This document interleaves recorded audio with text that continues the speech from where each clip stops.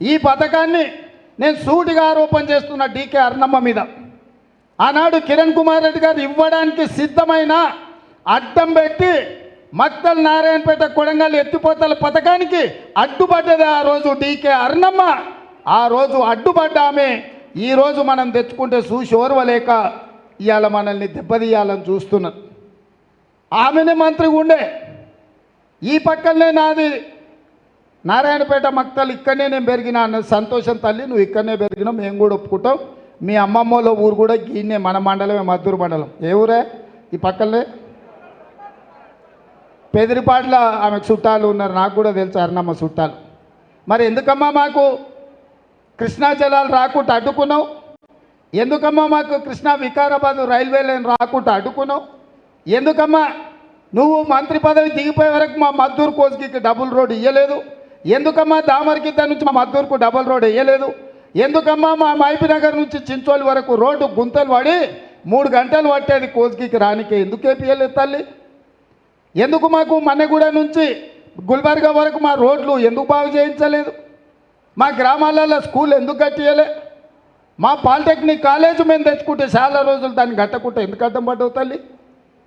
మా దౌలతాబాద్కు, మా బొమ్మరాజపేటకి ఇవాళకి జూనియర్ కాలేజీలో మొన్న నేను వచ్చి తెచ్చుకునే వరకు ఎందుకు ఇవ్వలే తల్లి? కోస్గిలో మా మహిళా డిగ్రీ కాలేజీను ఎందుకు ఇవ్వలే?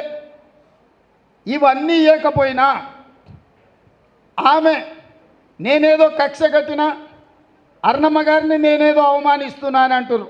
అమ్మ తల్లి, నేను ఈ రాష్ట్రానికి ముఖ్యమంత్రిని. ఈ మహబూబ్నగర్ జిల్లాలో నాకు శత్రువులు ఎవరు లేరు, నాకు ప్రత్యర్థులు కూడా ఎవరు లేరు. శత్రువుతో చేరి శత్రువు చేతులు నువ్వు కత్తి దాకని మాత్రమే చెప్తున్నా. శత్రువు ఆ కత్తి తీసుకొని పాలమూరు కడుపులో పొడవాలనుకుంటే శత్రువు చేతుల్లో నువ్వు చురకత్తి పోయి మా కడుపులో ఎందుకు ఓడిస్తున్నావు తల్లి అని చెప్పిన నేను. ఇవాళ 10 ఏళ్ల నుంచి మీ నరేంద్ర మోడీ ప్రధానమంత్రిగా ఉన్నాడు. భారతీయ జనతా పార్టీ ఉపాధ్యక్షురాలుగా, జాతీయ ఉపాధ్యక్షురాలుగా నువ్వు ఉన్నావు. ఎందుకు మా పాలమూరు రంగారెడ్డి ఎత్తిపోతల పథకానికి జాతీయ హోదా తీసుకురాలేదని నేను అడిగిన. ఎందుకు మా కృష్ణా వికారాబాద్ రైల్వే లైన్ పూర్తి చేయలేదని అడిగిన. ఎందుకు Mahabubnagar Raichur road national highway అయితే పనులు పూర్తి కాలేదని అడిగిన. ఇవే కదా నేను అడిగిన. ఇవాళ మాకు అవకాశం వచ్చింది చేసుకుందామంటే మళ్ళా నువ్వు నరేంద్ర మోడీ చేతిలో కత్తివై ఇవాళ మా పాలమూరు కడుపులో ఓడుస్తుంటే వద్దు తల్లి అని చెప్పిన. నాకు నీకు పోటేంది తల్లి? ఏంది నీ దగ్గర ఉన్నదేంది? నేను ఆశించేదేంది? ఈ రాష్ట్ర ప్రజలు నన్ను ఆశీర్వదించి రాష్ట్రానికి ముఖ్యమంత్రి చేసినారు. ఈ జిల్లా ప్రజలు 14 సీట్ల 12 సీట్లు గెలిపించి 100% పాలమూరు బిడ్డలు నాకు అండగా నిలబడి, పాలమూరు అంతా నీ వెనకాల ఉన్నాం, నువ్వు కొట్లాడు, మేము నిలబడి నిన్ను ముందుకు నడిపిస్తామని పాలమూరు అంతా నా ఎంబడి నిలబడ్డది. నాకు నీ మీద ఎందుకు అసూయ ఉంటుంది? నీ మీద ఎందుకు కోపం ఉంటుంది? మీ మీద ఎందుకు ద్వేషం ఉంటుంది? నాకు నీకు పోటేంది, పొంతనేందమ్మా? నేనెప్పుడు నీ మీద అసూయ పడలేదు, నేనెప్పుడు నీ మీద కోపం చూపించాలి. నిన్నమన్నా టీవీలలో పేపర్లలో మాట్లాడుతుంది, రేవంత్ రెడ్డి నన్ను అవమానించండి, రేవంత్ రెడ్డి నన్ను ఏదో అంటున్నాడు. నేనేంటికి అంటమ్మా? ఏముంది మీ దగ్గర నేను అసూయ పడడానికి? నీ సొంత గద్వాలనే మన ఎన్నికల్లో నువ్వు పోటీ చేయలేదు. నీ పార్టీ తరఫున పోటీ పెడితే 7,000 ఓట్లు వచ్చినాయి, డిపాజిట్ జప్తు అయిపోయింది నీ గద్వాల్లో. నీ సొంత ఊర్లోనే డిపాజిట్ పోయినాక, నీ సొంత ఊర్లోనే నీ సొంత పార్టీ ఆగమాగమైనాక నేను ఆవిడ మీద ఎందుకు బాధపడతా, లేకపోతే ఆవిడ మీద ఎందుకు కోపం పడతా? ఏంది మన ఇద్దరికి ఎందుకు?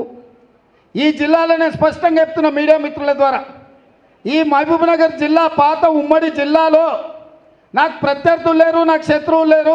ఎవరైనా ఈ పాలమూరు బిడ్డలే. ఆ పాలమూరు బిడ్డలు ఈ ప్రాంతం అభివృద్ధి కోసం సహకరించాలనేది నా ఆలోచన తప్ప నాకెవరి మీద ఎలాంటి ద్వేషం లేదు, నాకు ఎలాంటి కోపం లేదు. నా పట్టుదల అంతా ఒక్కటే.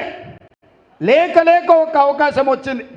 ఈ అవకాశం జారవిరుచుకుంటే మళ్ళీ 100 ఏళ్ళైనా ఈ పాలమూరుకి ఇట్లాంటి అవకాశం రాదు.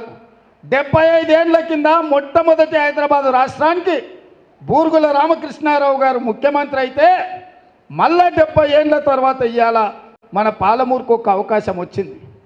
ఆనాడు పూర్తి స్థాయిలో అభివృద్ధి జరగలేదు కాబట్టి 70 ఏళ్ళు మనం ఎదురు చూడాల్సి వచ్చింది, కండ్లలో ఒత్తులు పెట్టుకొని చూడాల్సి వచ్చింది.